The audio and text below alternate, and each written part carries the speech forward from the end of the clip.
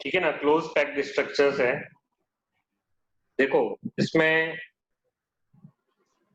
एक चीज आपको पता है कि सॉलिड्स में क्या होता है कि जो एटम्स होते हैं वो बहुत क्लोजली एक दूसरे से एसोसिएटेड होते हैं, बहुत पास पास होते हैं, इतने पास पास होते हैं तो एक दूसरे से टच होते हैं। तो जब एटम्स एक दूसरे से टच होंगे तो कुछ ना कुछ स्ट्रक्चर्स तो बनेगा, और उन स्ट्रक्चर्स को बोलते हैं क्लोज पैक्ड स्ट्रक्चर्स। ठीक है ना।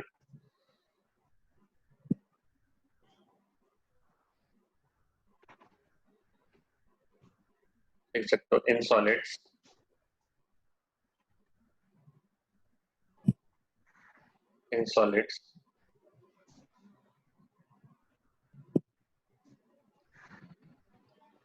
atoms are so arranged, इस तरीके से अरेंज होते हैं that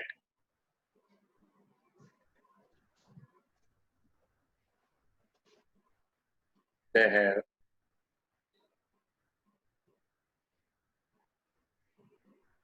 least space between them. In solids, atoms are so arranged that they have least space between them.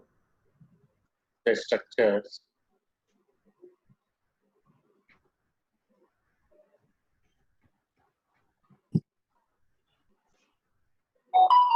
so formed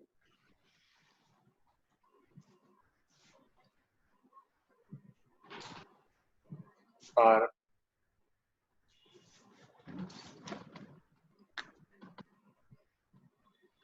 called close packed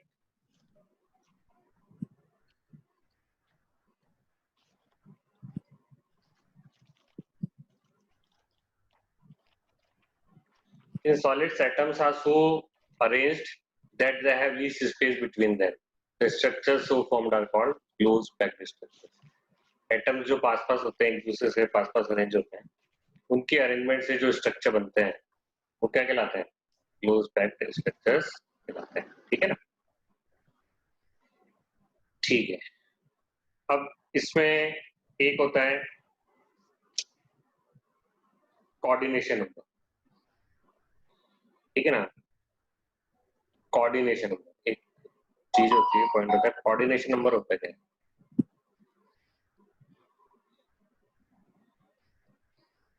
coordination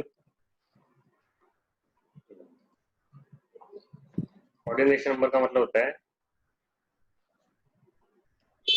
the number of spheres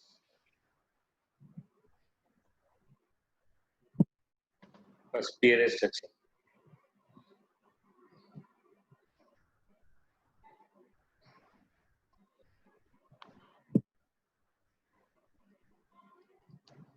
The number of spheres a sphere is touching is called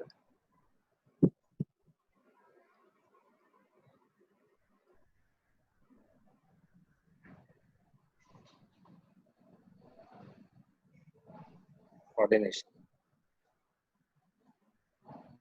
The number of spheres a sphere is touching is called coordination number. एक spear कितने spear से touch हो रहा है वही उसका coordination number. जैसे मतलब सपोज ये है, एक स्पीयर है, सपोज ये आपके दो स्पीयर से टच हो रहा है। ये जो स्पीयर है कितने स्पीयर से टच हो रहा है? दो स्पीयर से। मतलब इसका कोऑर्डिनेशन नंबर क्या जाएगा? 4 से भी हो सकता है, 6 से भी हो सकता है, 12 से भी हो सकता है, तो अपन देखेंगे धीरे धीरे। द नंबर ऑफ स्पीयर्स है sphere is touching is called coordination. एक स्पीयर से कितना स्पीयर टच हो रहा है वो इसका क्या है? कोऑर्डिनेशन। इसको नोट कर लीजिए।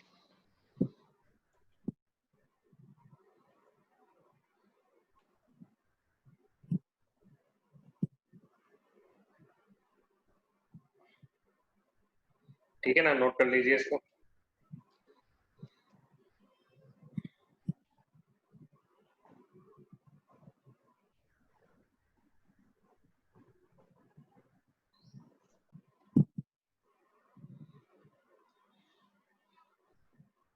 अब इसमें पहला टॉपिक है आपके close packing in one dimension. Close packing in one dimension, one dimensional close packing, sorry, close packing in one dimension. अब क्या होगा, सबसे पहले तो जब क्रिस्टल बनना शुरू होता है तो सबसे पहले क्या बनता है, आपके लाइनें बनती हैं, एटम्स जो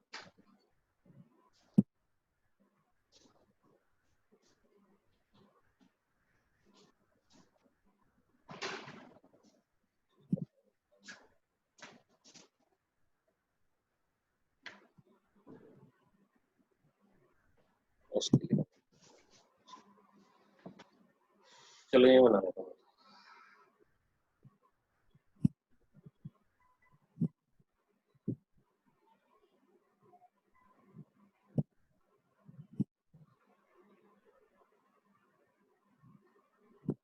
देखो ऐसे ऐसे करके जो आपके पीएस होते हैं वो अरेंज होते हैं, लाइन में अरेंज होंगे सबसे पहले, लीनियर चेनें बनेगी, उसके बाद ही सब कुछ होगा।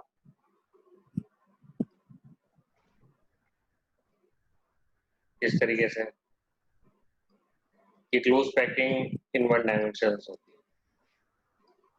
तो बताइए कोऑर्डिनेशन नंबर क्या हो जाएगा, 2 हो जाएगा। हर एक एटम 2 एटम से कनेक्टेड है, इस केस में कोऑर्डिनेशन नंबर जो होगा आपके 2। ठीक है, इस केस में आपके कोऑर्डिनेशन नंबर क्या होगा, 2 होगा।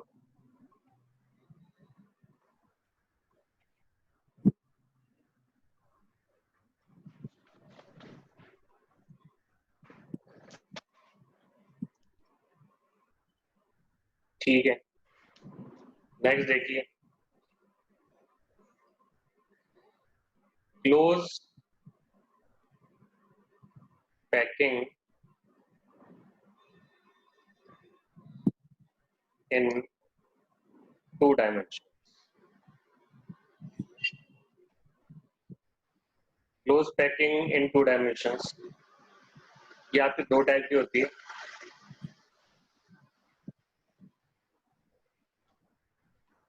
एक आपकी होगी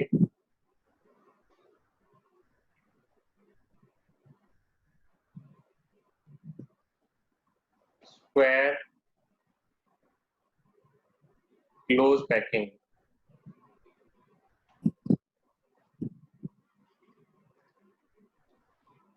स्क्वायर क्लोज पैकिंग, और सेकंड वन होगी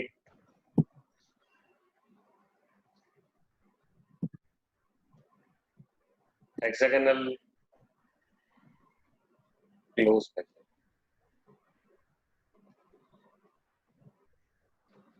ठीक है ना, ये 2 टाइप की होगी, एक होगी आपकी स्क्वायर क्लोज पैकिंग,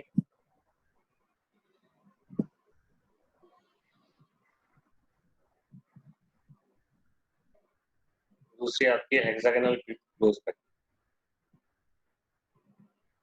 ये 2 डायमेंशन चल रही है, 2 डायमेंशन मतलब 2 डायमेंशन का मतलब वो जो आपकी 1 डायमेंशन में जो लीनियर चेंज बनती है उसको एक दूसरे के ऊपर रखेंगे अपन। 1 डायमेंशन में जो लीनियर चेंज बनती है उनको आप एक दूसरे के ऊपर रखोगे, ठीक है ना। तो मैं थोड़ा कोशिश करता हूँ इससे बनाने की, कभी ट्राई तो नहीं किया मैंने।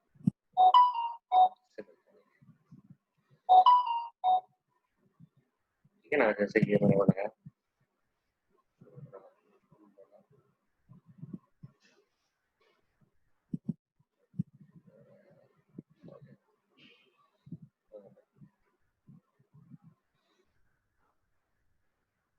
ड्रॉ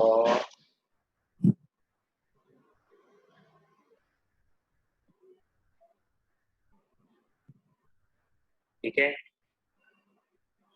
फिर पास करें।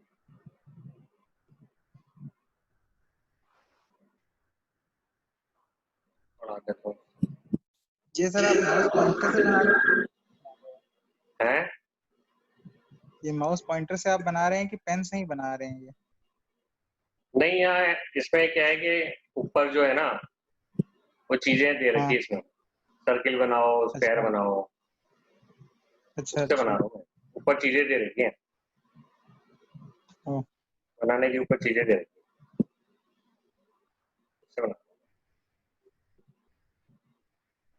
लेकिन अभी प्रैक्टिस कम है ना, धीरे धीरे हो जाएगी।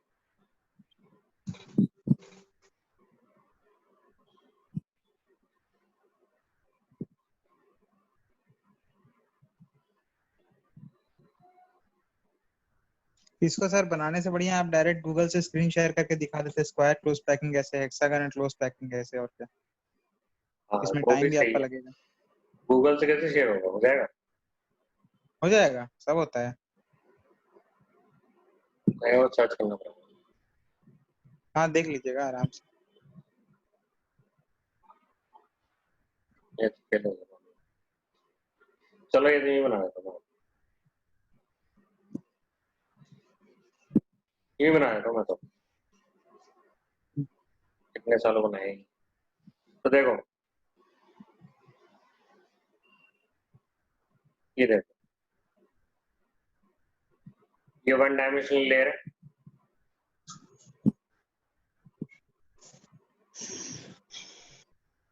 वन डायमेंशनल लेयर है,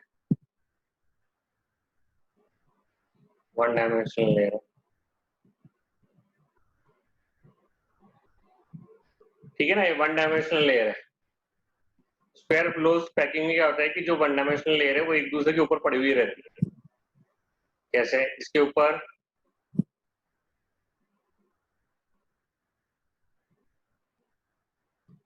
ये है, इसके ठीक नीचे ये वाली है,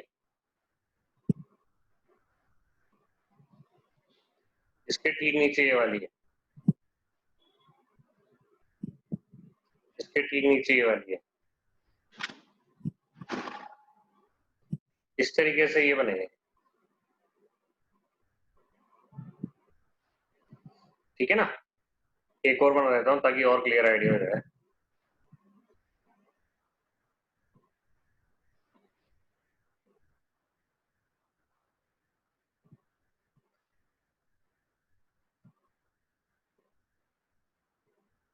ठीक नीचे है इसके।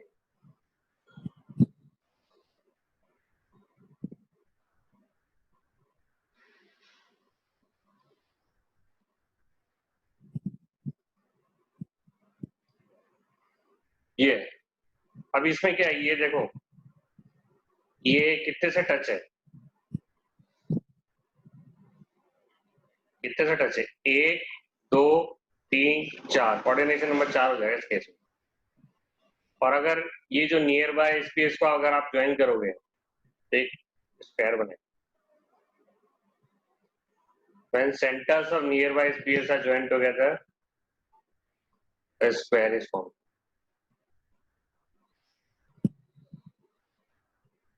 और इस केस में कोऑर्डिनेशन नंबर क्या हो जाएगा, देख लो ये कितने से टच है, 1 2, इस केस में क्या है, कोऑर्डिनेशन नंबर क्या है आपके, 4।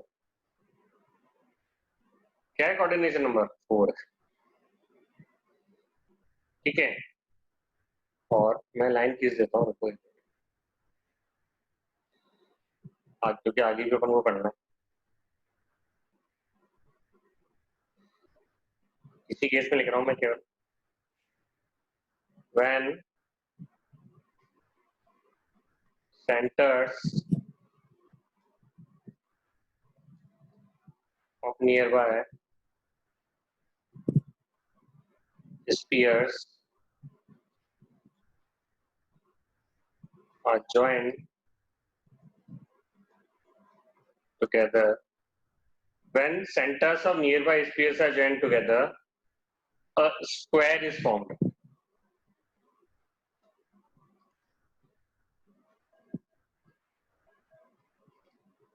सर एक बार स्क्रीन बैक करेंगे क्या? एक बार बैक कीजिए तो। ठीक है कोऑर्डिनेशन सर। नंबर 4 है। एक नहीं, एटम सब सब ठीक है। मेरे को लगा था ना कि जैसे आपने एक बार पीछे से हल्का सा बैक किया था ना, तो मुझे लगा कि डायग्राम कहीं उधर तो नहीं है। सही है। हाँ, एक एटम 4 एटम से कनेक्टेड है। कोऑर्डिनेशन नंबर 4 है। ठीक है, और इसमें जो ये जो स्पीयर्स है ना, वो हॉरिजॉन्टली भी अलाइन करते हैं और वर्टिकली भी अलाइन करते हैं। मतलब हॉरिजॉन्टली भी ठीक लाइन के अंदर है और वर्टिकली भी ठीक एक दूसरे के ऊपर है। यहाँ लिख लेता हूँ, spheres align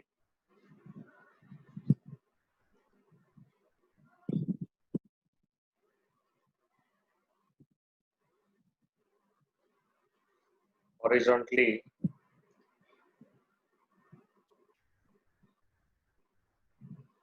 as well as vertically.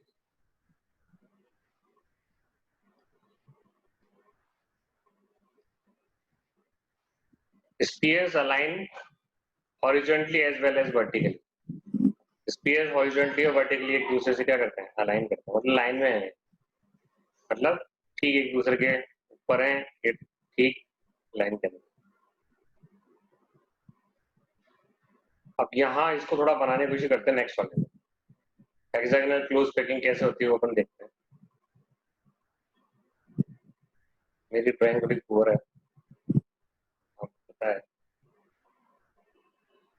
ठीक है, नेक्स्ट में मैं गूगल से शेयर कर दूंगा।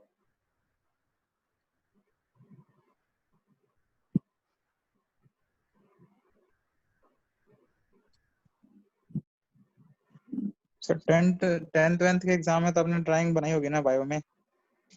ट्वेल्थ नहीं बनाई होगी? अरे 12th में तो मेरा कोएड स्कूल था, अच्छा। तो वहाँ कुछ गर्ल्स थी हमारे बैच में। नहीं नहीं, एग्जाम की वो बात उनसे कर रहा बोल हूँ देते मैं। थे हम कि भाई बना दे हमारी ड्राइंग व्राइंग, वो होती है ना आपकी कौन सी अच्छा। बायोलॉजी की फाइल। और एग्जाम में तो कुछ हाँ ज्यादा हाँ। आते नहीं, एक आध आते हैं, तो वो तो बना लो। बाकी फाइल में तो हम्म। आपको खुद से ही बनानी पड़ती है। फाइल तो सर आजकल बिकती है मार्केट में, 300 रुपए में दे देगा बना बनाया एकदम रेडी। हमारे समय तो नहीं दिखती थी यार। कोटा में सर वो जो स्कूल स्कूल जितने हैं ना, फर्जी स्कूल नहीं होते हैं सारे जितने भी हैं, वो सब यही तो करते हैं। वो डायरेक्ट हाँ, बता वो तो देते हैं, यही टीचर करता ही बता देते हैं कि दुकान पे मिल जाएगा, यहाँ पे जाओ उस पे लाके जमा कर देना, बोर्ड वाले नंबर ऐसे ही दे देंगे। है। एक वो वर्धमान वर्धमान करके भी है ना। हाँ बहुत सारा है उधर तो। इमैनुअल तो लेकिन आपका क्लास क्लास लेता होगा शायद, क्योंकि इमैनुअल के सामने ही तो मैं रहता था, 2B5 में, तलवंडी में। मतलब अरे उस सामने समय नहीं थोड़ी था इधर। यार, उस समय कोचिंग वोचिंग नहीं थी हमारे समय। हाँ उस समय नहीं होगी, नहीं एलन वगैरह तो होगा उस समय, हाँ, लेकिन काफी इतना पुरानी। डेवलप नहीं था। एलन की जो पुरानी बिल्डिंग है ना, जो उसके हाँ वही सामने तो है है। सर, समन्वय और उधर ही, उसी उसी के हाँ, पास में वो है तो जो पुरानी सामने वाली बिल्डिंग। बिल्डिंग है ना, हाँ वो नहीं थी। वो पहले जो कोने वाली बिल्डिंग नहीं है एलन की, सबसे छोटी वाली, जिसमें वो पहले रहते हाँ थे, हाँ हाँ हाँ जो हाँ। रहते थे वहाँ। अच्छा वो चारों भाई एक ही घर में रहते थे और वो उसी घर में कोचिंग इंस्टीट्यूट चलती थी उनकी। अच्छा अच्छा। ये तो बाद में किया है उन्होंने तो। हाँ ये क्या बाद है, में जो तो भाई अभी तो थे ना वो बहुत बड़ा चारों, एरिया पे। राजेश हाँ माहेश्वरी, हाँ ब्रजेश माहेश्वरी। हाँ, नवीन महेश्वरी, गोविंद महेश्वरी। हाँ, ये नवीन नवीन तो नवीन गोविंद तो कुछ नहीं करते हैं, ये तो 8 साल है सारे। हाँ। स्टार्ट की थी राजेश माहेश्वरी। हम्म। अब वो घर में ही, वो क्या है, उसने बीएड कर ली थी राजेश माहेश्वरी ने, लेकिन उसकी अच्छा। जॉब वॉब नहीं लगी।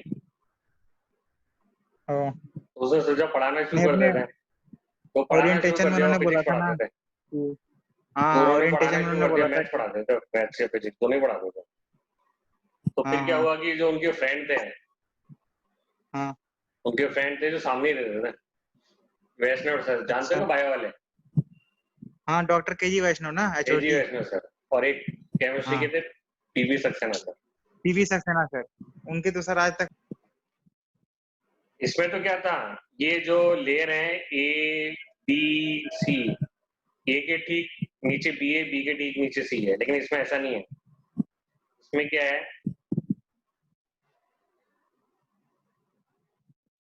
ये इसके पिट्स में है। ये layer, first layer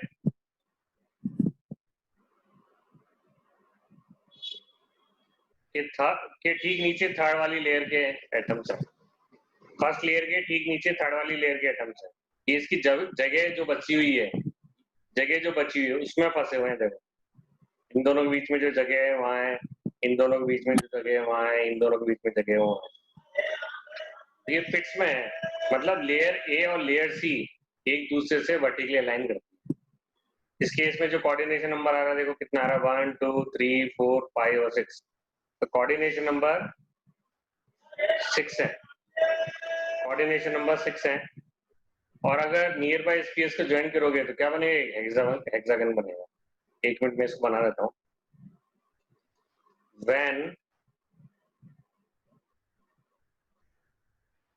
centres of near by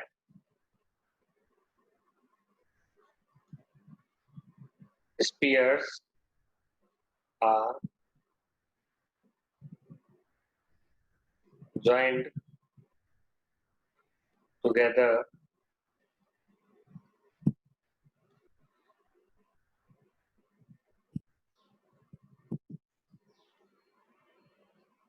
a square, hexagon is formed. A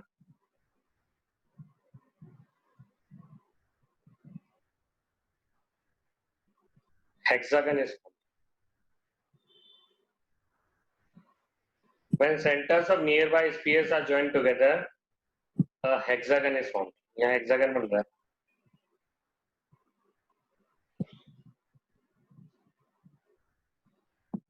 Spheres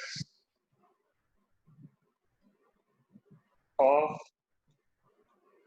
layer B lies, spheres of layer B lies in spheres of layer A. Spheres of layer B lies in spheres, lies in pits, lies in जो गड्ढे होते हैं उनमें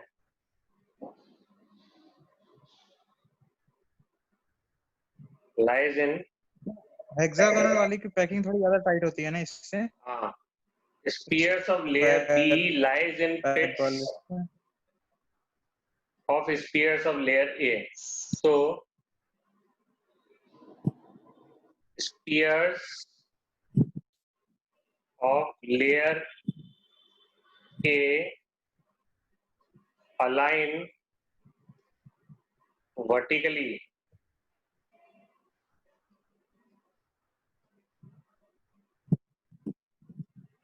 with spheres of layer C. Spheres of layer B lies in pits of spheres of layer A. You stop. So spheres of layer A align vertically with spheres of layer C. ठीक है, लिख लीजिए इसको।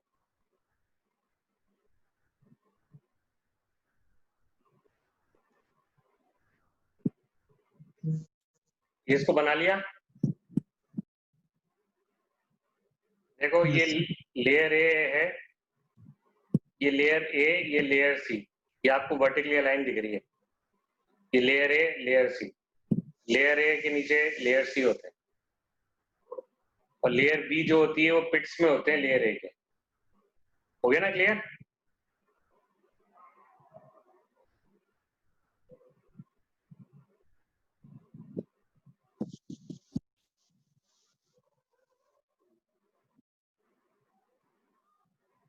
ठीक है, यहाँ ये जो गड्ढे बन रहे हैं ये कहलाते हैं क्यूबिकल वॉइड्स। ये जो वॉइड्स बन रहे हैं कहलाते हैं क्यूबिकल वॉइड्स। और ये जो गड्ढे बन रहे हैं यहाँ, ये ट्रायंगुलर वॉइड्स कहलाते हैं, 3 कोने वाले होते हैं, यहाँ ये 4 कोने वाले होते हैं, 1 2 3 4, ये कहलाते हैं क्यूबिकल वॉइड्स। क्या कहलाते हैं? Cubical voids. और ये ट्रायंगुलर वॉइड्स। ठीक है ना, लिख लो ये।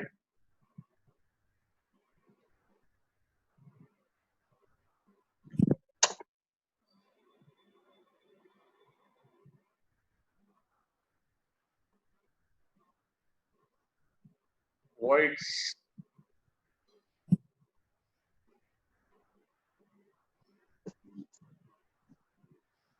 are called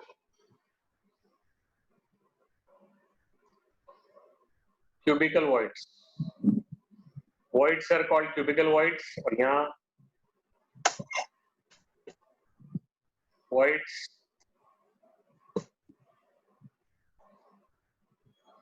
are called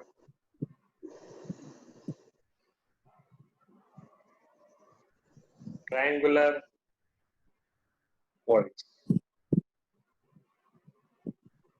Voids are called cubical voids. Voids are called triangular voids.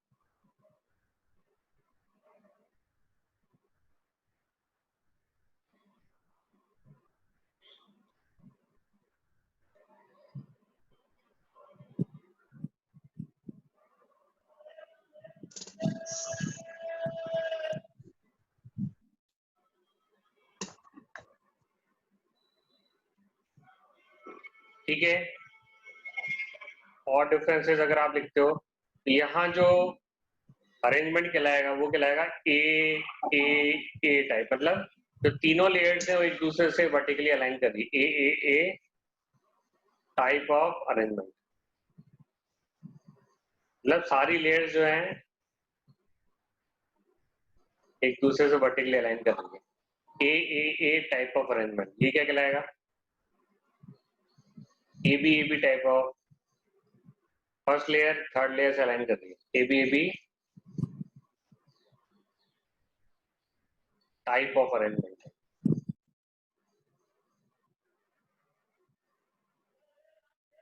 Clear हो रहा है?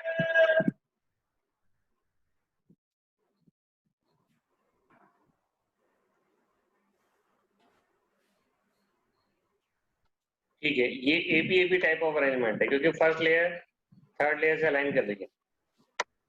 सर तो फिर एसी नहीं होगा? एसी का तो थर्ड लेयर से कर ले। फर्स्ट थर्ड लेयर से कर रही है ना, तो फर्स्ट और थर्ड लेयर तो सेम ही तो है। अच्छा,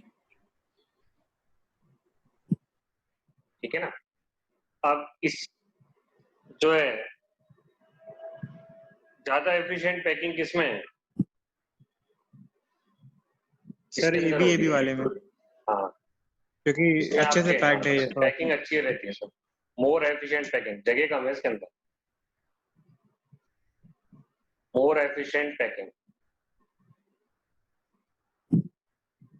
मतलब इसकी पैकिंग एफिशिएंसी ज्यादा है, इसकी पैकिंग एफिशिएंसी जो है बहुत ज्यादा होती है।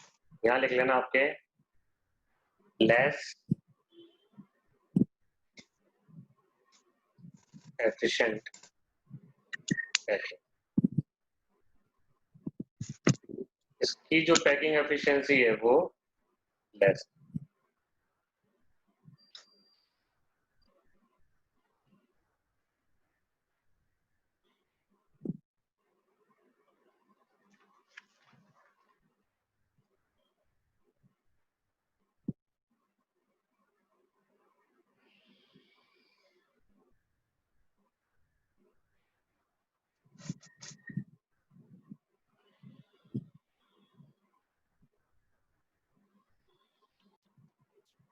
Close packing in 3 dimension. अब इसमें 2 केस हो सकते हैं। पहला केस ये हो सकता है कि वो जो आपके स्क्वायर क्लोज पैक्ड लेयर बनी थी, 2 dimensional square close packed layer बनी थी, उसको आप क्या करो, दूसरी 2 dimensional square close packed layer के ऊपर रख दो। जैसे सपोज एक बुक के ऊपर दूसरी बुक रखते हो ना आप, वैसे रख दो। एक बुक के ऊपर दूसरी बुक रख दो, ठीक है ना, उस हिसाब से एक बुक के ऊपर जब दूसरी बुक रखोगे तब क्या क्या लगेगा आपको, क्या दिखने से क्या लगेगा कि एक एससीसी बन गई। अभी बताता हूँ मैं आपको। क्लोज पैकिंग इन 2 डायमेंशन, ये 2 टाइप की होती है। देखो, 3 डायमेंशनल,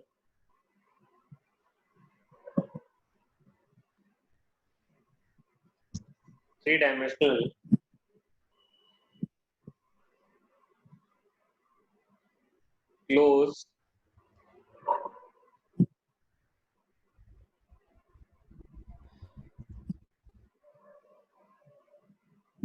क्लोज पैकिंग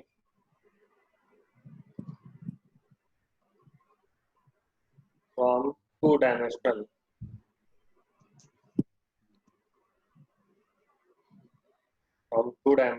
है।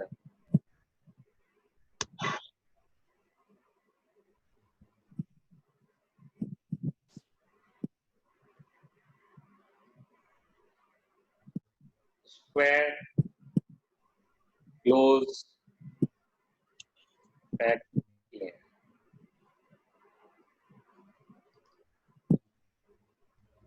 जैसे एक बुक के ऊपर दूसरी बुक रखते हैं ना, उसी तरीके से एक जो 2 dimensional square close pack layer थी, उसके ऊपर दूसरी 2 dimensional square close pack layer रखते हैं। और इस हिसाब से रखना कि जो नीचे की जो स्पेस है वो ठीक ऊपर के स्पेयर के ऊपर हो, ठीक है ना, मतलब जो स्पेस हो रहे हैं एक दूसरे से वर्टिकली अलाइन करें, इस हिसाब से करके बताता हूँ मैं आपको।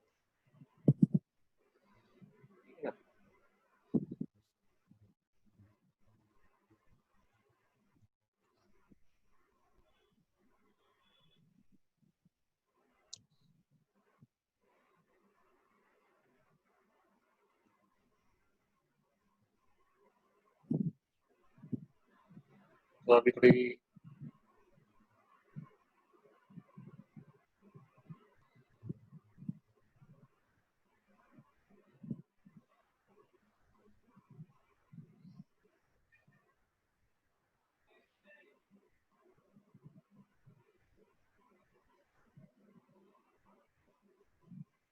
ये देखो,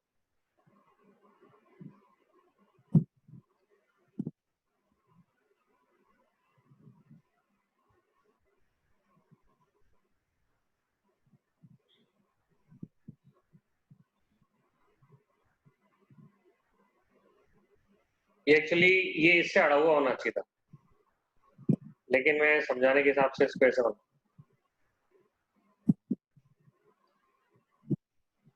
ये ऊपर की लेयर है और ये नीचे की लेयर है। कौन सी लेयर है? ये स्क्वायर वाली जो हमने पहले बनाई।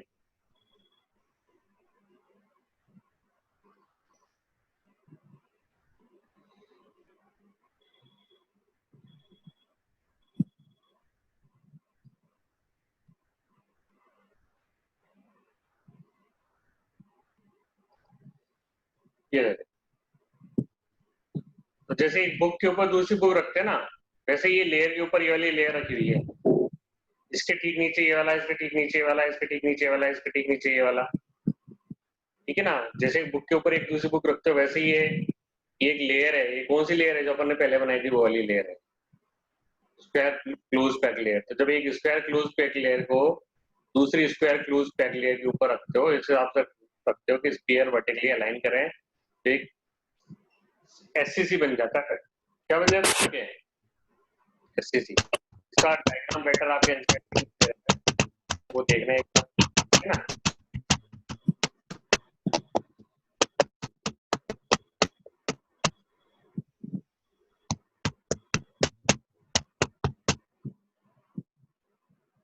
ठीक है, तो ये मैं एक बार कुछ लिखा देता हूँ उसको। व्हेन 2 डायमेंशनल, ये वाली चीज में से कोई क्वेश्चन आता नहीं है, ठीक है ना। कहाँ से आता है मैं सीधे सीधे बता दूंगा आपको, और सारे क्वेश्चन तो करेंगे। When A 2 dimensional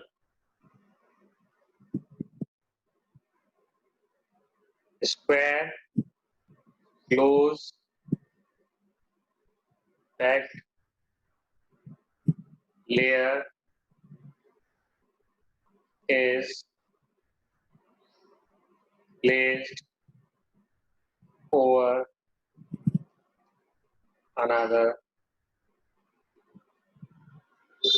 square loose packed layer such that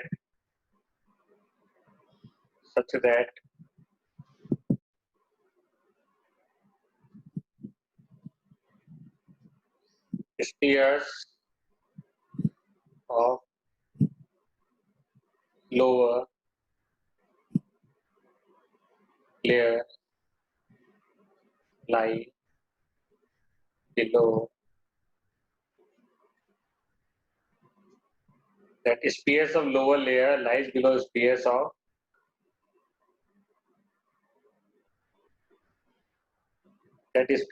of lower layer lies just below spheres of layer above.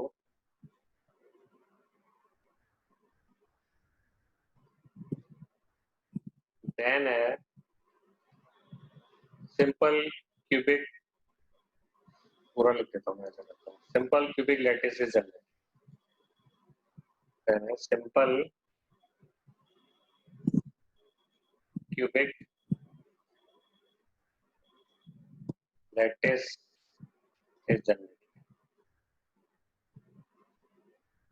तो जैसे आपके पास पहले पिघला हुआ आयरन है या कोई भी पिघला हुआ मेटल है, तो जब वो लैटिस बनाएगा तो सबसे पहले क्या बनाएगा? सबसे पहले तो लीनियर चेन्स बनाएगा, मतलब वो आपस में एक लीनियरली अरेंज होंगे, फिर लीनियरली चेंज एक दूसरे के ऊपर आ जाएगी, तो या तो क्या बन जाएगी आपके स्क्वायर क्लोज पैक्ड स्ट्रक्चर बन जाएगा 2 डायमेंशनल, या हेक्सागोनल क्लोज पैक्ड स्ट्रक्चर बन जाएगा 2 डायमेंशनल। फिर वो 2 डायमेंशनल जो लेयर बनती है वो एक दूसरे के ऊपर रख आ जाएगी और फिर क्या बन जाएगा? 3 डायमेंशनल स्ट्रक्चर बन जाएगा। ठीक है ना? तो ऐसे बनता है, लिख लीजिए एक मिनट। ठीक है ना? ये देखो, ये 4 स्पीयर्स हैं, ये ऊपर वाली लेयर के हैं, ये नीचे वाली लेयर के 4 स्पीयर है, 4 ही बनाया मैंने अभी फिलहाल। उसको जैसे बुक रखते हैं फ्लैट करके इसके ऊपर रखते हैं, और इस हिसाब से रखना कि जो ऊपर वाले स्पीयर के ठीक नीचे नीचे वाले स्पीयर हो गया? आदित्य समझ में आ गया? मेहुल? यस। ठीक है, तो ये मतलब तो ऐसा है ना कि चारों बॉल आपस में जुड़ी हुई है, उसके जस्ट ऊपर चारों बॉल वापस रख दिया, वैसे ही तो? बस आगे देखो। एलन में सर टीचर बोलते हैं ना, वो स्टम्पर वाली जो बॉल आती थी ना 10 की 15 रुपए की, उसको चिपका के लेके आते थे, ऐसे दिखाते थे। हाँ, तो देखो अब आगे क्या है, बी वाला। अब है 3 dimensional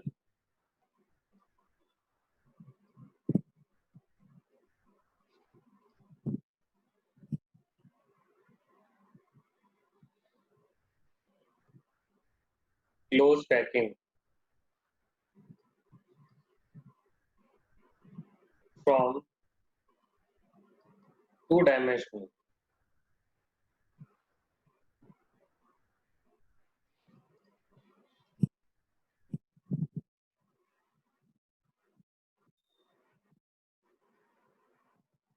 hexagonal close packed layer। ये देखिए sir, 3 dimensional close packing from 2 dimensional hexagonal close packed layer। तो इस बार भी जो पहले काम किया था ना, सेम वैसे काम करें, लेकिन क्या करेंगे इस बार? एक हेक्सागोनल लेयर को दूसरे हेक्सागोनल लेयर के ऊपर रखेंगे, और हेक्सागोनल लेयर को जब दूसरे हेक्सागोनल लेयर के ऊपर रखोगे तो हमेशा पिट्स के अंदर रखोगे। इसमें तो ठीक डायरेक्टली इसके ऊपर ही रखी थी ना आपने, इसमें तो क्या किया था, इसके ठीक ऊपर रखी थी, पिट्स में नहीं रखी थी। लेकिन जब एक हेक्सागोनल लेयर को दूसरे हेक्सागोनल लेयर के ऊपर रखते हो इस तरीके से कि जो लेयर सेकंड वाले हैं उनके पिट्स में रहेंगे, उनके गड्ढों में रहेंगे। ठीक है ना? अभी बताते हैं। When to when two-dimensional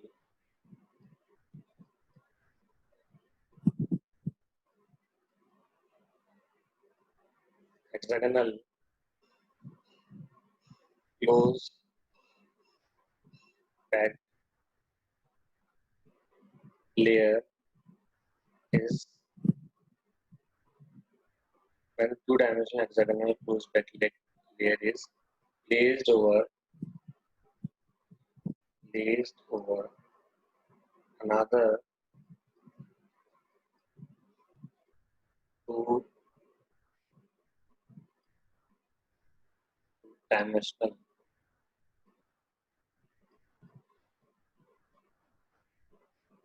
hexagonal close packed layer such that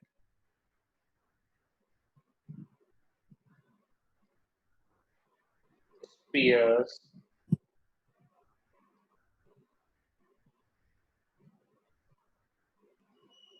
lower layer lies its such that spheres of lower layer lies in the pits of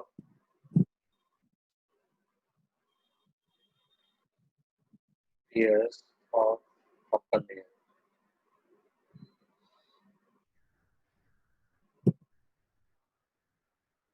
And two conditions may arise. तो इससे क्या होगा? दो कंडीशन अराइज हो सकती है।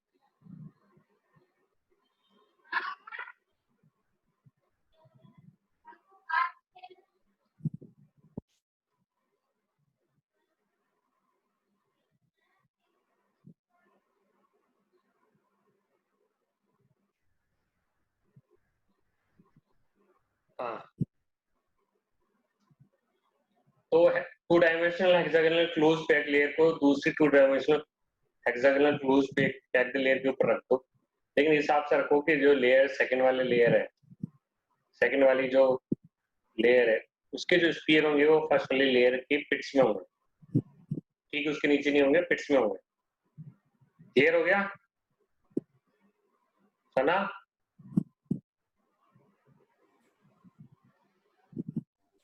Yes sir. ठीक है ना?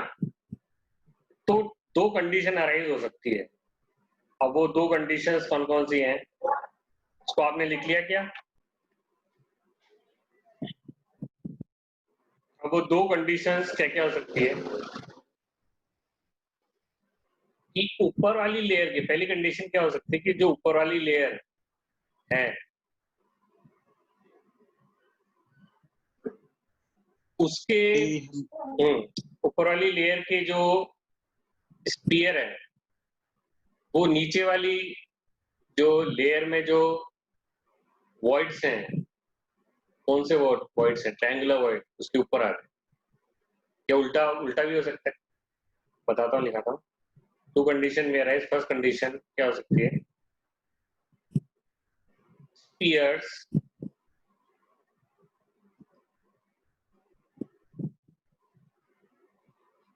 of upper layer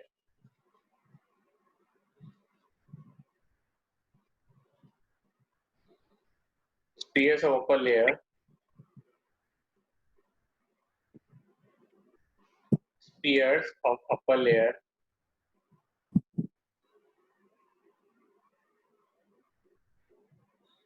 coincide with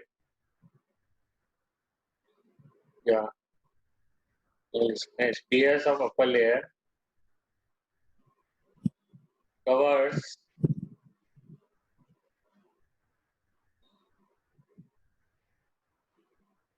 triangular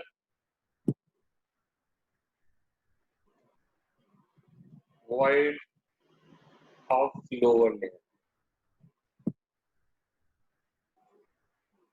और वाइस सर ये वर्सा। बी वाले का ही पार्ट है कि ये दूसरा चीज शुरू हो गया मतलब? उसी का पार्ट चल रहा है ये। ऐसा करो ना, इसको ये मत लिख के आप इसको फर्स्ट कर दो, कंफ्यूजन नहीं होगा। ये कर दो, spheres of upper layer covers triangular void of lower layer और वाइस वर्सा। कहीं कहीं तो आपको क्या देखने को मिलेगा,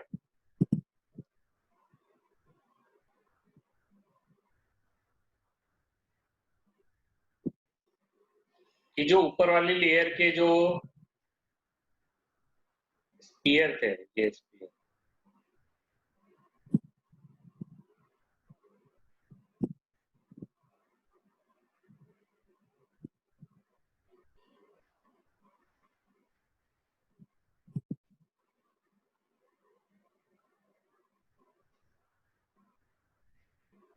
ये ऊपर वाली लेयर है ना।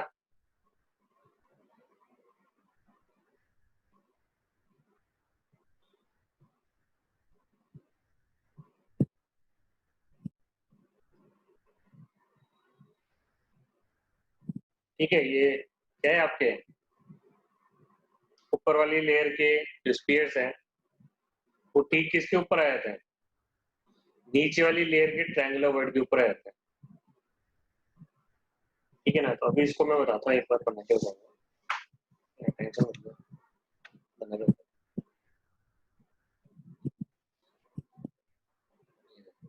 इसके लिए बना देता हूँ आपके लिए।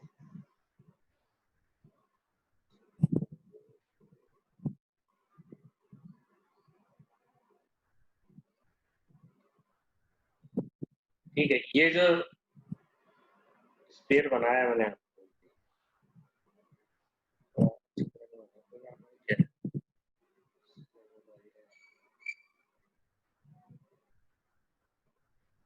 आगे ना सर, तो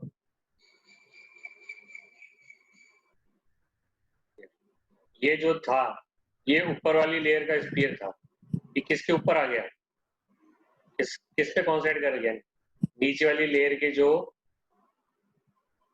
spear of upper layer covers triangular void of lower layer. ये नीचे वाली लेयर थी, ये आपकी लोअर लेयर है, लोअर लेयर, ये आपके स्पीयर ऑफ अपर लेयर है।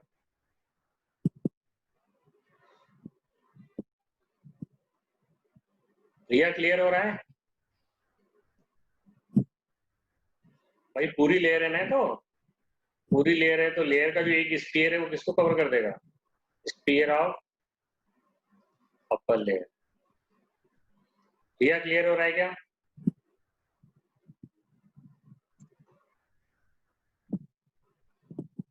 अरे रिया बोल दो बेटा, आवाज ही नहीं आ रही।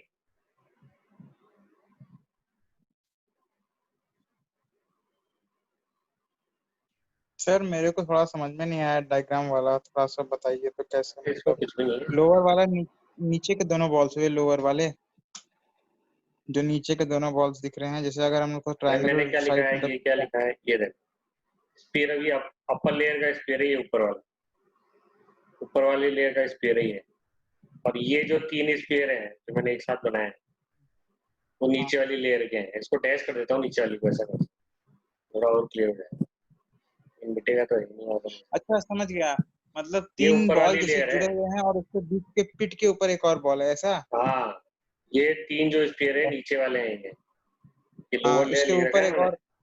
ये लोअर लेयर हाँ है, हाँ ये लोअर लेयर, लोअर लेयर का स्पीयर है, लोअर लेयर। अच्छा समझ ये गया। तीन स्पीयर है, लोअर लेयर के स्पीयर है, और ये जो मैंने डार्क डार्क बना रखा है ये अपर का, थोड़ा और डार्क कर देता हूँ और क्लियर हो जाएगा। ये अपर लेयर का स्पीयर। जब आप एक हेक्सागोनल लेयर को दूसरे हेक्सागोनल लेयर के ऊपर रखोगे ना, तो दो कंडीशन आगे हो सकती है। पहली कंडीशन क्या है कि स्पीयर के क्या क्या कंडीशन हो सकती है कि वॉइड के ऊपर ट्रायंगुलर वॉइड के ऊपर कौन आ जाए, स्पीयर आ जाए, या स्पीयर के ऊपर ट्रायंगुलर वॉइड आ जाए या ट्रायंगुलर वॉइड के ऊपर स्पीयर आ जाए। Sphere of upper layer covers triangular void of lower layer और वाइस वर्सा। स्पीयर के ऊपर ट्रायंगुलर वॉइड आ जाए या ट्रायंगुलर वॉइड के ऊपर स्पीयर आ जाए, पहली कंडीशन ये हो सकती है, ठीक है ना। तो जब स्पीयर के ऊपर ट्रायंगुलर वॉइड आएगा या ट्रायंगुलर वॉइड के स्पीयर के ऊपर स्पीयर आएगा तो एक नया वॉइड तैयार हो जाएगा जिसको बोलते हैं, क्या बोलोगे इसको, टेट्राहेड्रल वॉइड बोलोगे। क्या बनेगा अभी ये आगे ना बात समझ में, कौन सा वॉइड बनेगा, है ना। Sphere of upper layer covers, sphere of upper layer covers triangular void of lower layer और वाइस वर्सा। टेट्राहेड्रल वॉइड बनेगा ना। हाँ, then a new void is emulated,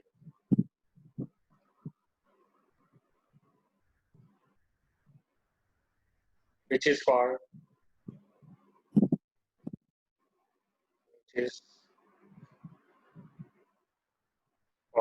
tetrahedral void.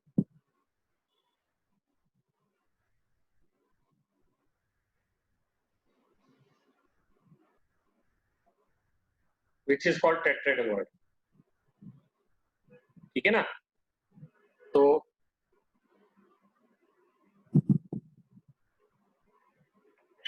अब टेट्राहेड्रल वॉइड कैसा है वो मैं आपको अभी बताता हूँ। बीच में जैसे ये तीन स्फीयर है नीचे के, उसका ये रहा सेंटर, एक का सेंटर ये रहा, दूसरे का सेंटर ये रहा और तीसरे का सेंटर अलग चीज में देखो।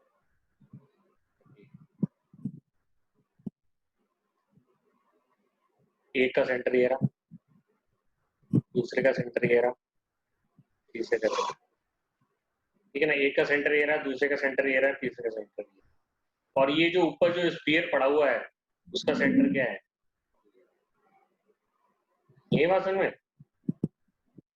तीन नीचे जो स्फीयर हैं उसके सेंटर एक का ये रहा, दूसरे का ये रहा, तीसरे का ये रहा, और ये जो ऊपर वाला स्फीयर है उसका सेंटर क्या है, ये रहा। देखा। तो जब इसको आप कनेक्ट करोगे थ्री डायमेंशनल तो ये क्या बन रहा है, टेट्राहेड्रल बन रहा है। देखा। और बीच में जो जगह है उनके वो कहलाएगी आपके टेट्राहेड्रल। आई नहीं है समझ में, बनाया था दूसरे से। ये देखो, ये नीचे के स्फीयर के सेंटर है, नीचे के जो तीन स्फीयर है उनके सेंटर है, और ये ऊपर का स्फीयर है, इसको उठा के लेना। ये ऊपर का स्फीयर है, उठा के लेना है, इसको थ्री डायमेंशनली कनेक्ट करोगे आप, क्या बना है, टेट्राहेड्रल बना है। ये तो ऊपर है, ये एक ही प्लेन पे है तीनों, तीनों क्या है, एक ही प्लेन पर। ये तीनों तो एक ही प्लेन पर हैं, ये आपके ऊपर है, तो मतलब इनके बीच में जो जगह आ रही है वो क्या होती है, टेट्राहेड्रल वॉइड आ रही है। हुआ नहीं हुआ क्लियर।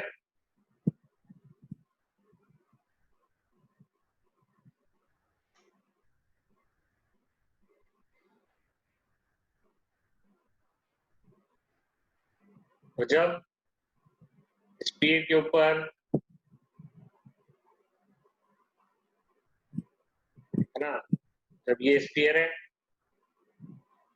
स्पीयर है उसके नीचे कौन आ जाए, ये स्पीयर किसके ऊपर आ रहा है, इसका मतलब ट्रायंगुलर वॉइड के ऊपर आ रहा है। स्पीयर किसके ऊपर आ रहा है, ट्रायंगुलर, ये जो स्पीयर है ऊपर वाला स्पीयर है ट्रायंगुलर वॉइड के ऊपर आ रहा है। तो ट्रायंगुलर वॉइड के ऊपर स्पीयर आ जाए या स्पीयर के ऊपर ट्रायंगुलर वॉइड आ जाए तो कौन सा वर्ड बनता है, टेट्राहेड्रल वर्ड बनता है। इस तरीके का वर्ड। ये देखो नीचे के जो तीन स्फीयर है उनका सेंटर है, ये ऊपर का स्फीयर उसका सेंटर है, और ये जो बीच में जो जगह है वो आपकी क्या कहलाएगी, क्या कहलाएगी, टेट्राहेड्रल वर्ड। ये तो फर्स्ट कंडीशन हो गई। हो गया सब क्लियर, सना क्लियर हुआ। हाँ सर। ठीक है, अब देखो मैं सेकंड कंडीशन बताता हूँ आपको। For that I like to change colour. Second condition ये है कि if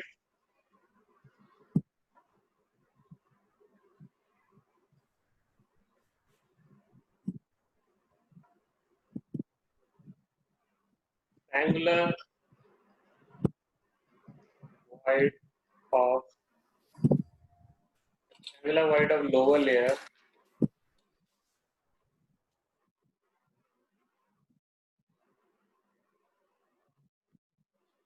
coincide with triangular void of lower layer coincide with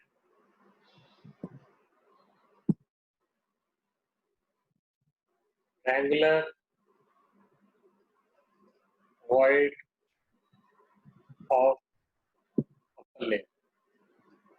दूसरी कंडीशन ये हो सकती है जब आप एक हेक्सागोनल क्लोज पैक्ड लेयर को दूसरी हेक्सागोनल क्लोज पैक्ड लेयर के ऊपर रखते हो, इस हिसाब से रखते हो कि वो उसके फिट्स में है, तो दो कंडीशन अराइज हो सकते हैं। या तो पहली कंडीशन इस हिसाब से होगी कि तो कहीं कहीं तो आपको क्या देखने को मिलेगा कि वॉइड के ऊपर स्फीयर आ जाए या स्फीयर के ऊपर वॉइड आ जाए, और दूसरी कंडीशन क्या देखने को मिलेगी,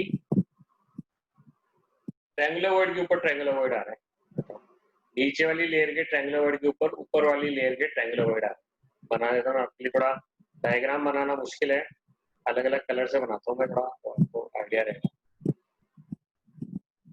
इसका डायग्राम बनाना थोड़ा मुश्किल है, लेकिन जल्दी खत्म करेंगे।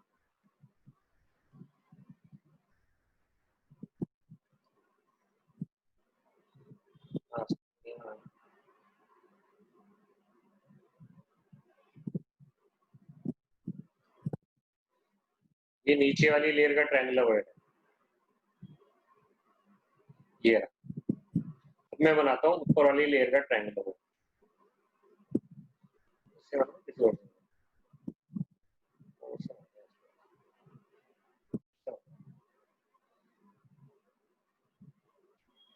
ठीक है ना, अगर कोई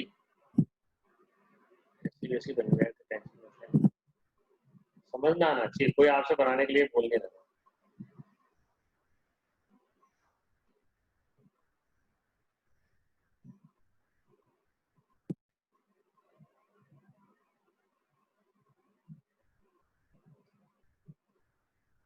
ये देख, ये नीचे वाली लेयर का ट्रायंगुलर वॉइड था और ये ऊपर वाली लेयर का ट्रायंगुलर वॉइड है, एक दूसरे के ऊपर कोइंसाइड कर गया है। देख लो ट्रायंगुलर वॉइड के ऊपर ट्रायंगुलर वॉइड आ रहा है, देख लो ट्रायंगुलर वॉइड के ऊपर ट्रायंगुलर वॉइड आ रहा है। अब नया वॉइड बन जाएगा, अब वो वॉइड कहलाएगा ऑक्टाहेड्रल वॉइड। ये आपकी लोअर लेयर। सर ये तो उल्टा आ रहा है ना, वाइस वर्सा है, क्या बोल रहा? हाँ बोलो। मैं कह रहा हूँ सर ये तो उल्टा आ रहा है ना, उल्टा आ रहा है ना उसके ऊपर। उससे कोई मतलब नहीं, उल्टा सीधा तो ट्रायंगुलर वॉइड के ऊपर ट्रायंगुलर वॉइड आना चाहिए बस।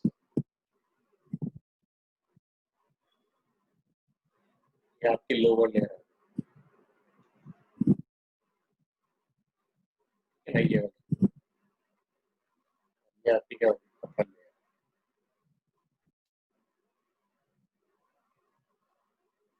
उससे कोई मतलब नहीं, ट्रायंगुलर वॉइड के ऊपर ट्रायंगुलर वॉइड आ रहा है। आगे देखो, ये बना लिया डायग्राम। अब इसको 3D में बनाएंगे, अपन थोड़ा 3D में बनाने की कोशिश करेंगे, तो फिर आपको समझ में आएंगे ऑक्टाहेड्रल वॉइड क्या होता है। If triangular void of lower layer coincide with triangular void of upper layer, then a new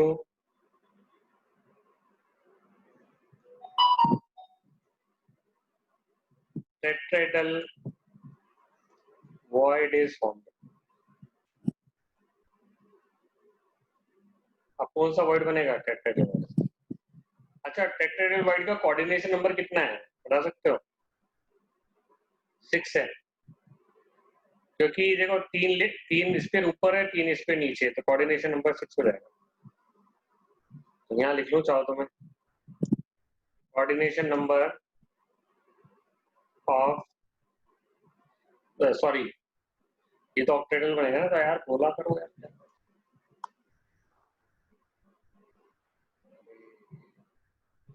इस केस में ऑक्टेड्रल वर्ड बनना है। देन ए न्यू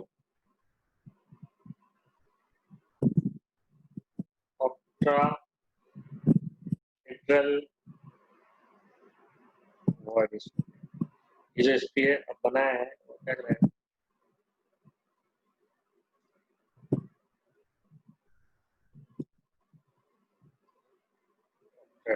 ऋषि आ रहा है, क्लियर हो रहा है? हाँ sir. Then a new octahedral void is formed.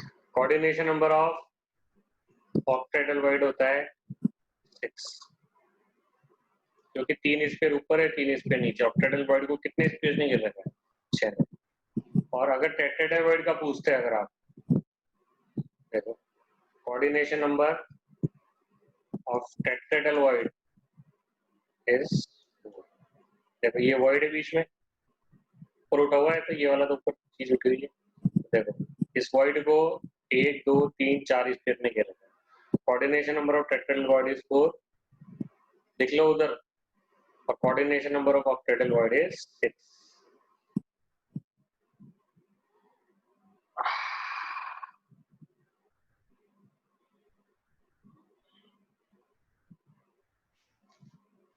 Sir tetrahedral का क्या बताया आपने कोऑर्डिनेशन नंबर? खुद बताओ क्या होना चाहिए? 4 होना चाहिए, क्योंकि 3 स्पेयर तो उसको नीचे से घेर रखा है, एक स्पेयर ने इसको ऊपर से घेर रखा है।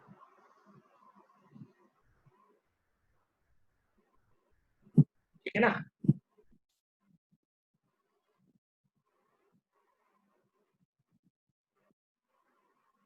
अब हम थोड़ा ऑक्टेहेड्रल वॉइड बनाने की कोशिश करते हैं 3D में। ठीक है ना? ये सब कोई पूछेगा नहीं है आपसे, ठीक है ना? जो पूछेगा वो सब आपसे क्वेश्चन हो जाएंगे। कोई भी क्वेश्चन की आपसे गलती नहीं होगी, तो बहुत सिंपल चैप्टर। आईआईटी एडवांस में बहुत डीप में है, क्योंकि उसमें क्या है कि मैथमेटिक्स लग जाती है, उसमें भी बहुत ज्यादा मैथमेटिक्स है।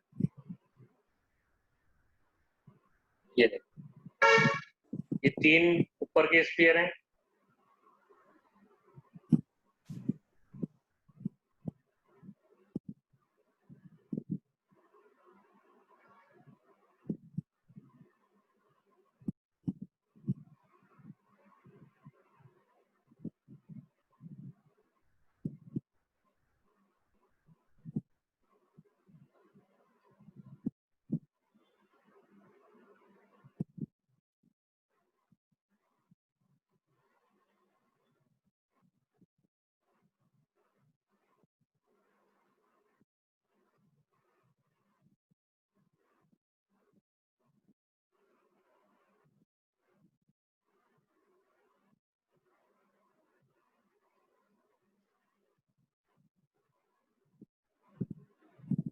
तीन ऊपर के हैं 3 नीचे के। ये जो बीच में जो जगह आ रही है, जैसे एक पेपर, तिकोना पेपर काट दो आप, इस तरीके का एक पेपर काट दो और उसके ऊपर इस तरीके का एक पेपर रख दो, तो जो बीच में जो जगह होगी ना, वो ऑक्टेहेड्रल वॉइड है।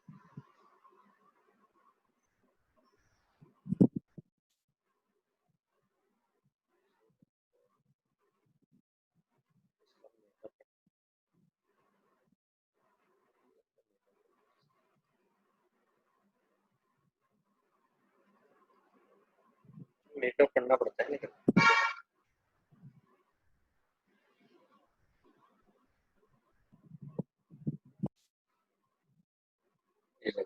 ये 3 पेपर, मतलब तिकोना पेपर ऊपर रख रखा है, एक तिकोना पेपर नीचे रख रखा है, बीच में जो जगह है वो ऑक्टेहेड्रल वॉइड है। ये कौन है? ऑक्टेहेड्रल वॉइड। कोऑर्डिनेशन नंबर 6 हो गया ना, 1 2 3 4 5 के बीच में जगह। इनका जो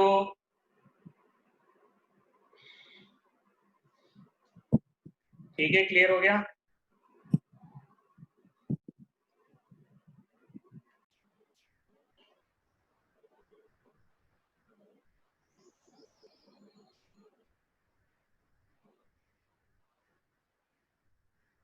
पॉज करके करिए इस क्वेश्चन को, पॉज करिए और करिए।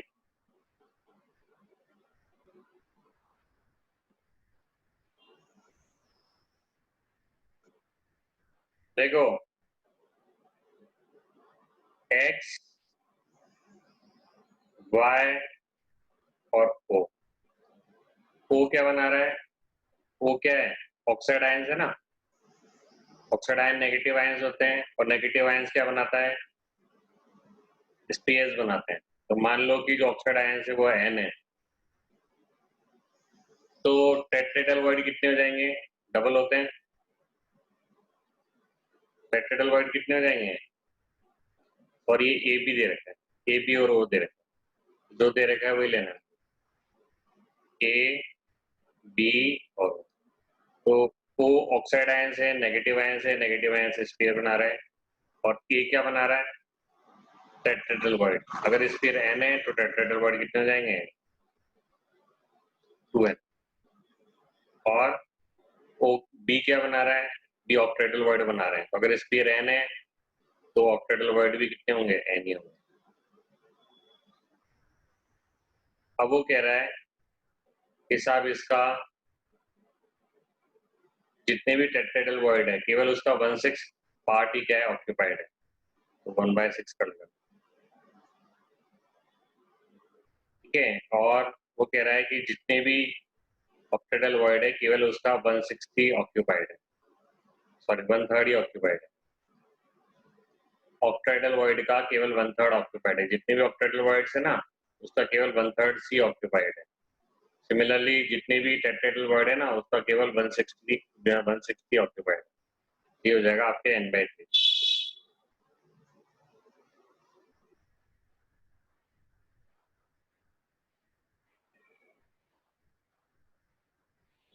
ठीक है, और ये भी क्या हो जाएगा आपके N/3, और ये क्या हो जाएगा आपके N हो जाएगा, N/3 और N हो जाएगा, ठीक है ना। तो A B और O ये हो गया आपके N/3 ये आपके N हो गया।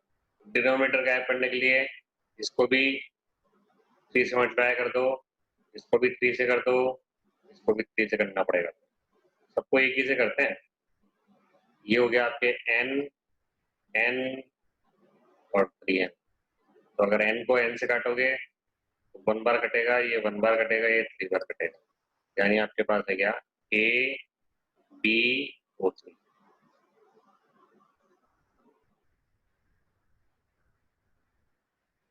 ठीक है ना। तो देखो वापस वो जो ऑक्साइड आयंस है, ऑक्साइड आयंस क्या बनाते हैं? लैटिसाइड्स बनाते हैं। पता था ना नेगेटिव आयन क्या बनाते हैं? लैटिसाइड्स, जो बेस सेंटर है, बॉडी सेंटर है, कॉर्नर से, वो ये बनाते हैं। तो अगर नंबर ऑफ लैटिसाइड्स n है तो A क्या है? यहाँ टेट्राहेड्रल वॉइड है, टेट्राहेड्रल वॉइड कितने हो जाएंगे? 2N। और B क्या है? ऑक्टेट्राहेड्रल वॉइड, वो कितना हो जाएगा? N हो जाएगा। और आपके जो टेट्राहेड्रल वॉइड्स हैं, जितने भी टेट्राहेड्रल वॉइड्स हैं उनके केवल 1/6 ही ऑक्यूपाइड है, ठीक है ना। जबकि जितने भी ऑक्टाइडल वॉइड है उनके केवल 1/3 ही ऑक्यूपाइड है, तो 1/6 करना पड़ेगा, 1/3 करना पड़ेगा, तो ये आपके क्या आ जाएगा? N/3 आ जाएगा, आ गया ना N/3 आ जाएगा, ये N/3 आ जाएगा, ये भी N/3 आ जाएगा, ये N आ गया, N/3 आ गया, N/3 आ गया और N आ गया। अब डिनोमिनेटर गायब करने के लिए जो डिनोमिनेटर है उसी से मल्टीप्लाई करना पड़ेगा, इससे, इसको 3 से, इसको 3 से, इसको 3 से। जब इन दोनों को 3 से किया है तो भी 3 से करना पड़ेगा, बढ़ गया, तो ये N आ गया, N आ गया, N आ गया। तो अब N को N से काट दो आपस में, N को N से काट दो, 1 1 और AbO3 आपके फॉर्मूला आ गया, ठीक है।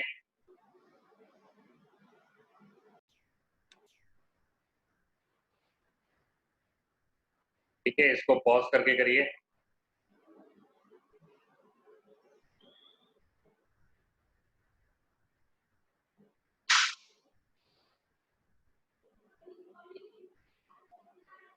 तो 0.5 मोल की बात कर रहा है। 0.5 मोल का मतलब 0.5 इंटू 6 इंटू 10⁻23 यानी 3 इंटू 10⁻23 पार्टिकल्स हैं।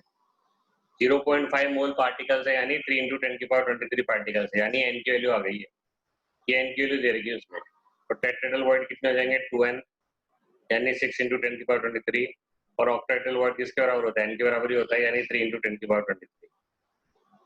तो टोटल वॉइड्स कितने हो जाएंगे? इसको प्लस कर लेना, टेट्राहेड्रल वॉइड्स और ऑक्टेट्राहेड्रल वॉइड्स को आप प्लस कर लेना, तो ये आपके पास टोटल वॉइड आ जाएंगे।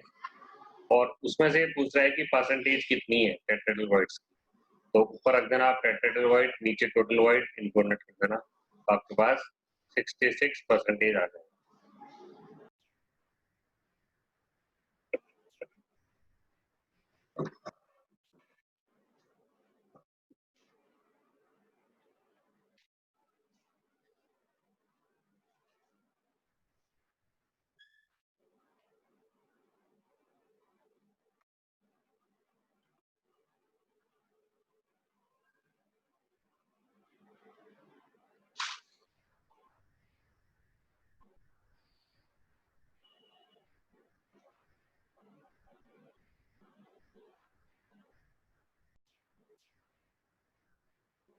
ठीक है,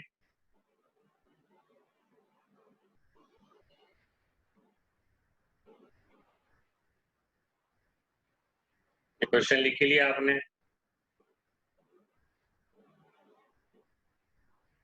ये इसका सॉल्यूशन हो गया। क्या है ये फॉर्मूला Ab2O4, ये ऑक्सीजन क्या है, एनायन है ना, ऑक्सीजन क्या है, एनायन है, ठीक है, तो एनायन कितना है, 4 है। जब एनायन 4 है तो टेट्राहेड्रल वॉइड कितने हो जाएंगे, 8 हो जाएंगे। टेट्राहेड्रल वॉइड क्या होते हैं, एनायन के डबल होते हैं, टेट्राहेड्रल वॉइड 8 हो जाएंगे। जबकि ऑक्टेट्राहेड्रल वॉइड कितने होते हैं, एनायन के बराबर ही होते हैं, जितने एनायन होते हैं इतने ही होते हैं। ऑक्टेट्राहेड्रल वॉइड कितना हो जाएगा, 4 ही हो जाएगा, ठीक है ना। अब है तो 8, लेकिन उनमें से कितना ऑक्यूपाइड है, केवल देखो 1 ही तो लग रहा है, तो 1/8 इंटू 100 कर देना, 12.5%। और यहाँ सिमिलरली है तो कितने, 4, लेकिन ऑक्यूपाइड कितने हैं, 2 है, 4 लेकिन ऑक्यूपाइड 2 है, तो 2/4 इंटू 100 कर देना, 50% हो जाएगा। ये 12.5% आ जाएगा, ये आपके 50% आंसर आ जाएगा, ठीक है।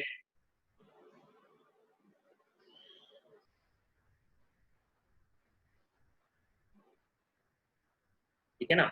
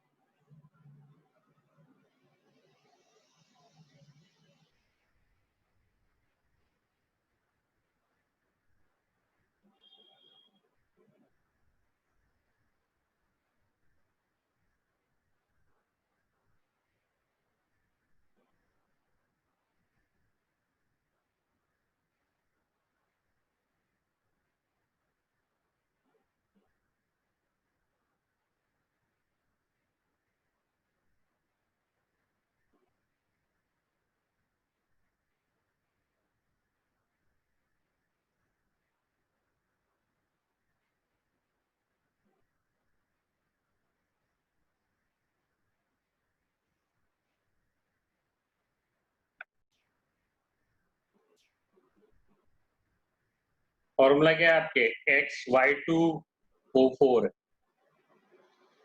XY2O4 है, तो आपके जो स्पीयर आ गए वो आपके 4 आ गए, तो टेट्राहेड्रल वॉइड कितने होंगे और ऑक्टेट्राहेड्रल वॉइड कितने होंगे, स्फीयर अगर 4 है तो टेट्राहेड्रल वॉइड कितने हो जाएंगे? 8, और ऑक्टाहेड्रल वॉइड कितने हो जाएंगे? 4 ही होंगे। अब वो कह रहा है कि जो x है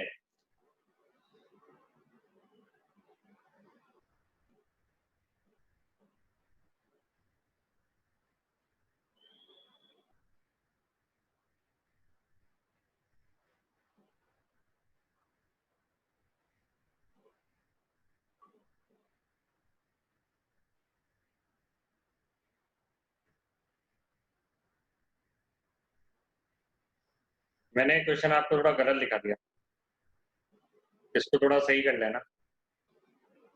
इन a compound H2Y2O4 oxide ions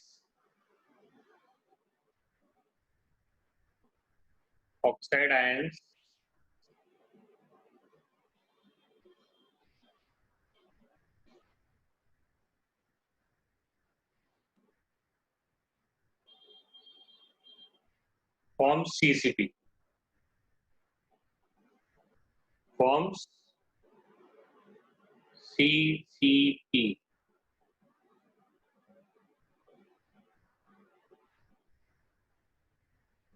फिर एक cations X are present in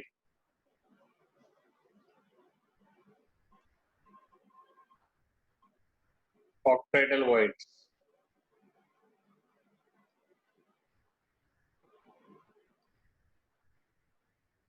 और cations Y are equally distributed between octahedral and tetrahedral voids.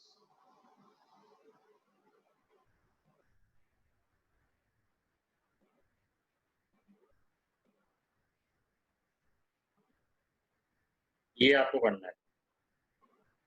Oxide ions क्या बना रहे हैं? CCP बना रहे हैं। cations A are present in octahedral void, cation Y are equally distributed between octahedral and tetrahedral void. तो इसको सही कर लेना आप।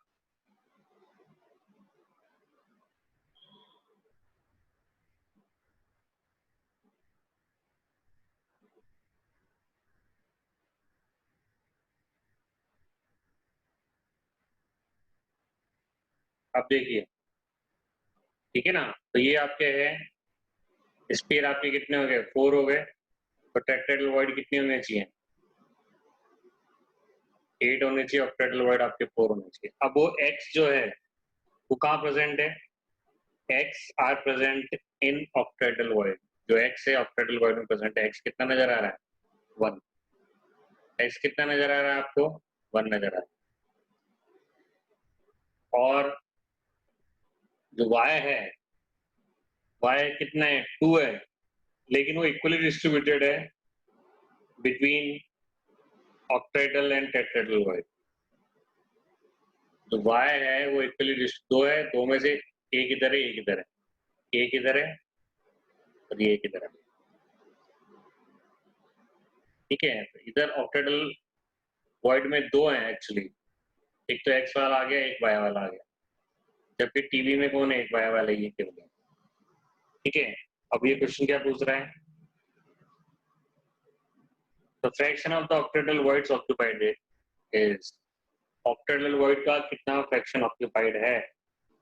1 + 1 2 हो गया है, टोटल 4, 2/4 ये फ्रैक्शन है।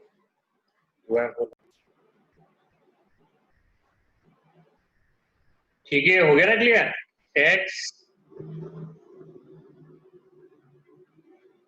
Y2O4 था, ये आपके x, ये y, ये आपके ऑक्सीजन हो गया, हो गया।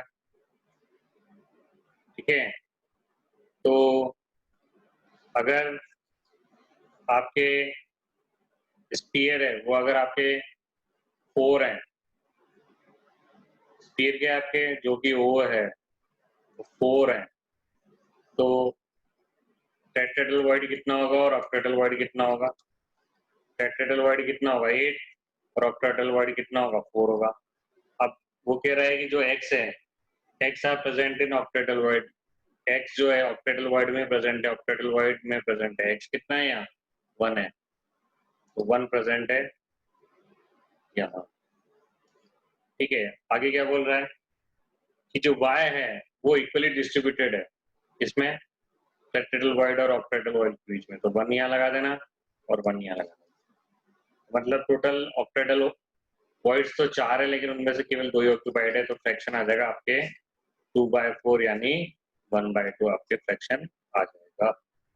ये ऑप्शन आपके सही हो जाएगा, फर्स्ट वाला ऑप्शन आपके सही हो जाएगा।